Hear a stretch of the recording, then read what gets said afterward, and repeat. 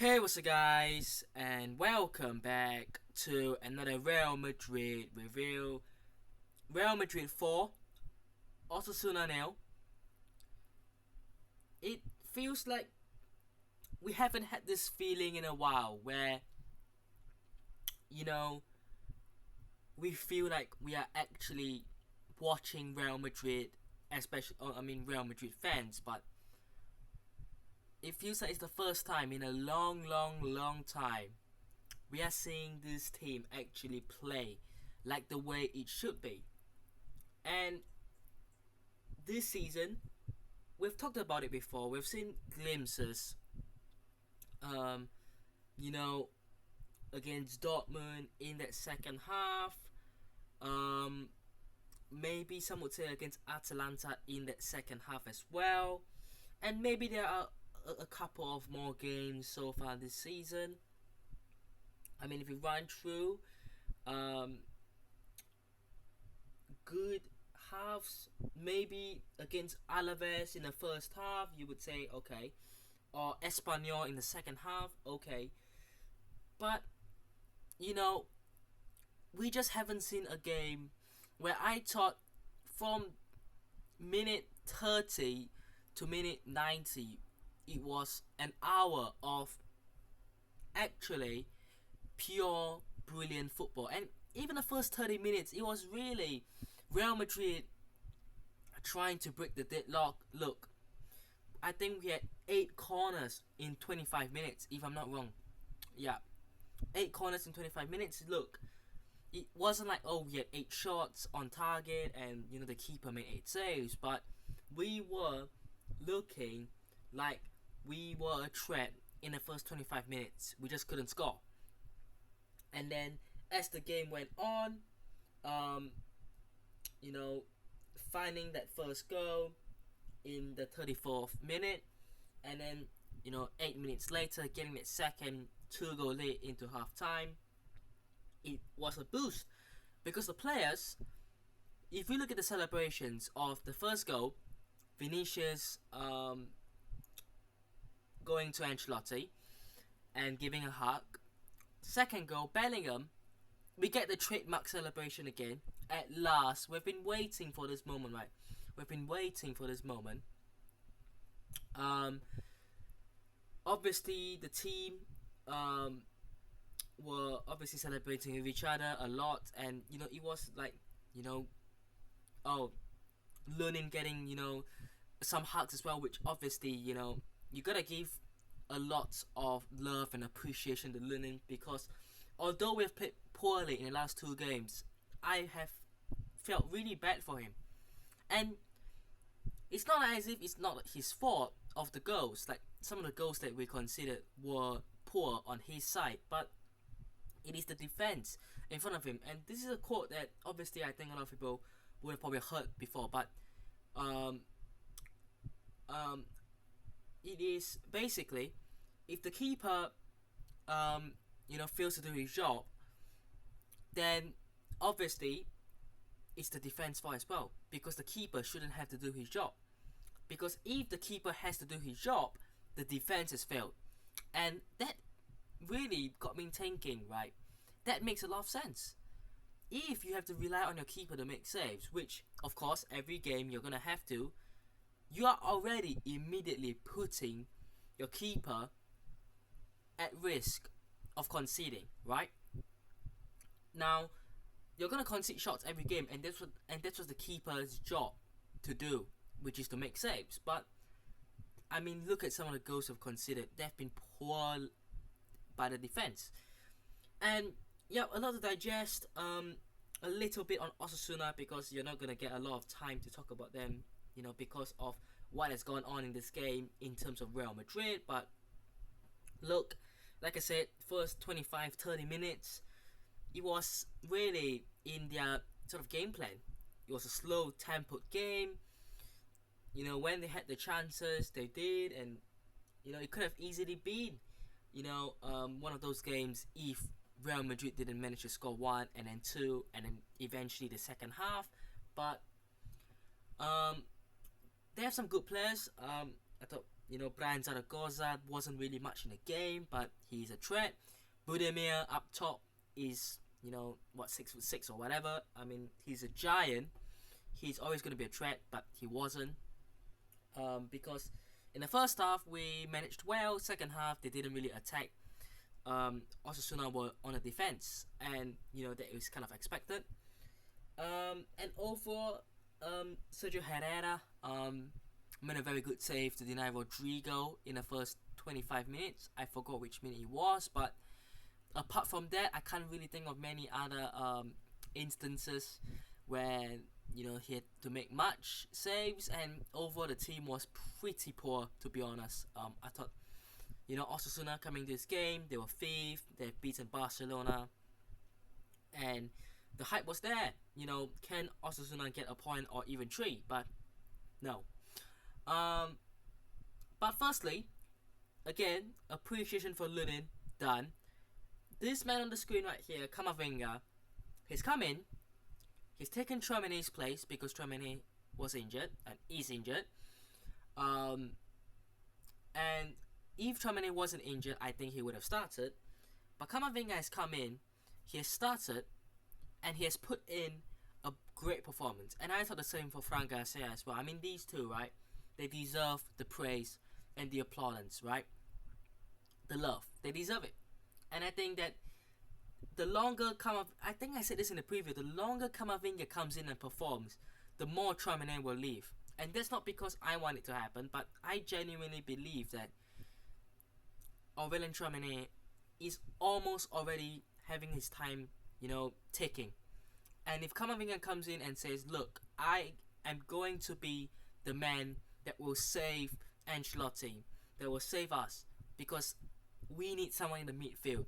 We need a Toni Kroos replacement. And if Camavinga comes in and says, I will take away Tchouaméni's spot, I do believe that eventually you go, look, Tchouaméni, he's not been very consistent. He's not had very good matches this season. Camavinga has. So, yeah. And Fran Garcia as well on the left hand side. It just gave us something different. The pace, the energy, the attacking threat. It wasn't just get the ball, you pass it back to the keeper. And look, sometimes you have to do that. No disrespect to Mendy, but we see it too many times. Mendy just doesn't do much going forward. And it was, a breath of fresh air with Fran Garcia down the left side. But talking points, Vinicius and Bellingham. The first goal, it's basketball heading, really, isn't it? I mean, just a bunch of heading going around. The ball gets to Vinicius. He is onside because he didn't interfere with the first play, which he was offside, but he got back onside for the second play. Gets the ball, good run, cuts in, and then takes a shot straight away. What a goal. It's a trademark Vini goal. Second goal, let's also give praise to Raul Asensio, who came in as a substitute for Militao. Obviously, we'll get on to the injuries later on, but he came in, he puts that ball forward, gets that assist for Bellingham, and yeah, over the top of the keeper, Bellingham getting that goal. It's a good weekend for Real Madrid fans. Not just because we won or Vini scored a hat-trick, but I think Bellingham scoring means a lot. A lot. Third goal, Andre Lunin. Look at that. Corner comes in, he catches it, straight away launches one for Vinicius, gets onto it. The defender couldn't do anything and rounds past the keeper. Really, again, trademark Vini. Fourth goal, I have no idea what the defender was doing. Who was it? Was it Boyomo? If I'm not wrong. But yeah, Boyomo just holds the ball too long. Brahim robs him off the ball, squares it to Vinicius, takes his time. I was worried. I was thinking, just shoot. Doesn't need to shoot straight away because he still scored in the end. So, 4 very good goals. And some very good performances. Lunin, certainly I would say Raul Asensio, Vini, Bellingham, Camavinga. were probably the 5 standouts. And overall, Lucas Vazquez had a much better game today. Militao, 9 months out. Yeah. The injury crisis continues, but obviously, get well soon, Militao. It's a nasty injury. It's the ACL. It's probably the worst injury to get. And if you watch back, the way he landed was horrible. Lucas Vazquez out for 3 weeks. I think it's muscle injury. I thought Rudiger was pretty decent. Like I said, Fran Garcia was pretty good as well. Fede Valverde looked okay. Wasn't a stand-up performer, but wasn't bad. Obviously, Camavinga, Bellingham, Rodrigo came off. The first player that came off, muscle injury as well, so he'll be out for a month, slightly longer than Vazquez, which is sad. So Vazquez and Rodrigo will be out until the start of December. Yeah. And then obviously Mbappe didn't really do a lot, and I felt kind of bad for him as well because he just didn't do much in terms of scoring. He had a couple of shots, one hit inside netting, but yeah, just never really got in the game in terms of scoring. So the time will come, but obviously today the main man was Vini. But let me just reiterate this, right? Courtois is still out. Okay, Carvajal is out for the rest of the season. Vazquez is out for a month, 3 weeks, a month, basically the same. Militao is out for the rest of the season. Alaba is still out. We have no idea when he's going to come back. He has been training alone with the ball now, but you could be looking at December as well, minimally, if not longer. Tchouaméni is out for a month. Great, December as well. Now Rodrigo, December as well. I mean, that's just horrendous. And obviously, we already had injuries to many players already. Obviously, you look at, Dani Ceballos came back. Brahim Diaz came back. It's just horrendous. And, 24 injuries so far this season. Not to different players, but just in general. So each player can have reoccurring injuries. 24 when you're basically 3 months into the new season. Less than that. It's ridiculous. That's 8 injuries a month.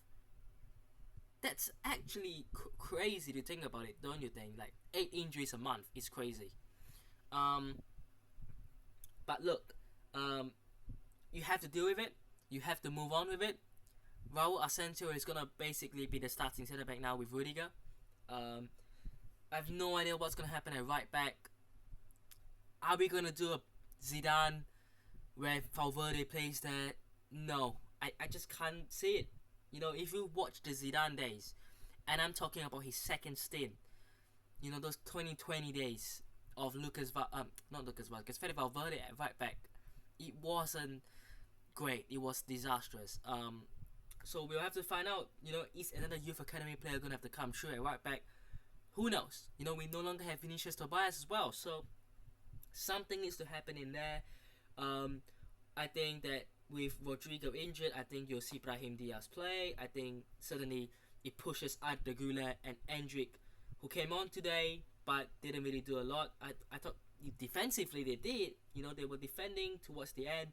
The passion was there, the fight was there, but it pushes them closer to the starting 11, and definitely they'll get more game time in the next month or so. And yeah, I certainly think that injuries and a bit of Mbappe not scoring, not particularly playing too well, has kind of overshadowed the overall brilliance today. But look, Madrid fans, Madridistas, take the next 2 weeks, as a bit of a recharge, because when you come back, yeah, it's going to be tough. But let me know what thoughts are down below. Hope you guys have enjoyed today's video. Hit the milestone, subscribe to us on already, and I'll see you guys in the next one. Peace.